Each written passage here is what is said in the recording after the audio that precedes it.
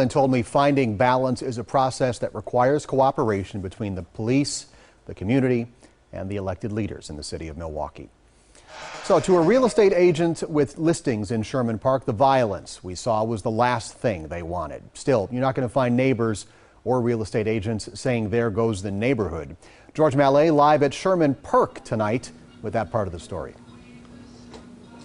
And Steve, let's be right up front about one thing. Real estate trends take time to develop. I talked to a lot of real estate agents over the last few days, and they all say the impact of a single traumatic event on this neighborhood is going to take time to assess.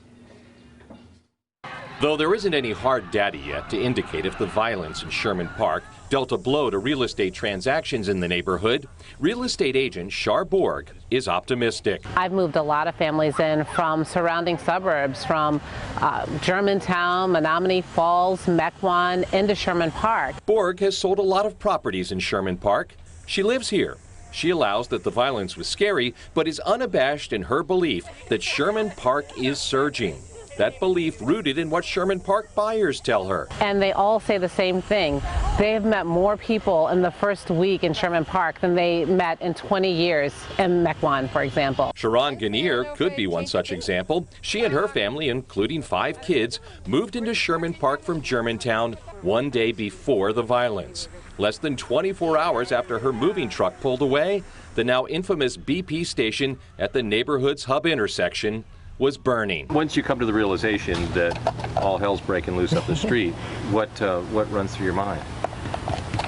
A little bit of knowing that we were signing up for a different lifestyle here than we had in the suburbs.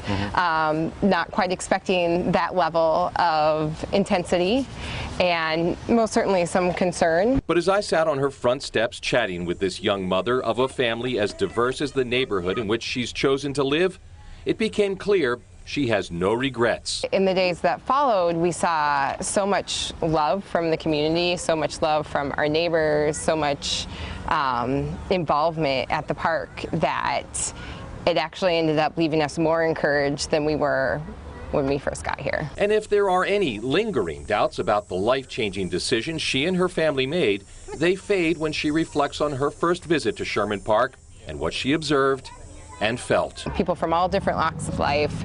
Nobody was concerned about your social and economic status, the color of your skin.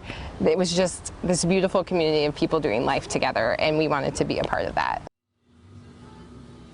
And we heard that phrase a lot, doing life together in that neighborhood. All of the people I spoke with telling me that people invest in Sherman Park not so much in the brick and mortar, but rather in the people and the community. We're live at Sherman Perk tonight. George Mallet, today's TMJ4. Steve, back to you. George, thanks. We'll see you again coming up later in the broadcast. Still ahead, moving Milwaukee forward. The team effort Mayor Tom Barrett is leading to bring that neighborhood comeback together. Plus, learn a little history lesson, a look at how Sherman Park shaped up to get how it is today. Stay with us, folks. It's a special edition of the Now Milwaukee.